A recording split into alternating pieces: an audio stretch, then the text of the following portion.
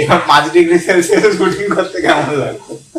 Chilling, মানে কিছুক্ষণ আগে আমি ভাগ্য ভালো ডায়লগ নেই, হ্যাঁ এক্স্যাক্টলি এরকম ভাবে ডায়লগ বলতে হতো এরকম হিলসে গিয়ে।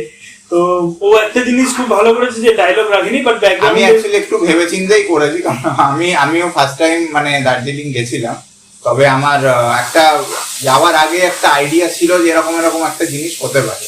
ইভেন আপনারা যখন যদিও ডায়লগ নেই, মানে ডায়লগ বলতে দেখা যাবে না, কিন্তু একটা কিন্তু ন্যারেশনও দিচ্ছে, মানে পুরো গল্পটা কিন্তু ওর ভয়েস ওভারে শোনা যাবে। ওর ভয়েস ওভারটা আমরা যেটা করেছি সেটা আমরা ঘরের মধ্যে বসে, মানে ওখানে হোটেল রুমের মধ্যে বসে করেছি, কিন্তু সেটা আমরা একদম রাতে করেছিলাম, কারণ রাতে সমস্ত নয়েজ আর কি হয়ে যায়। তখন কিন্তু আরো কম ছিল, তখন কিন্তু 2 ডিগ্রি বাইরে টেম্পারেচার ছিল। হ্যাঁ, এবং আপনারা দেখবেন যে যখন সিনেমায় ওর ভয়েসটা শুনবেন, মানে একটু ধরা ধরা লাগবে, কারণ আমার মনে আছে তোর তখন একটু গলায়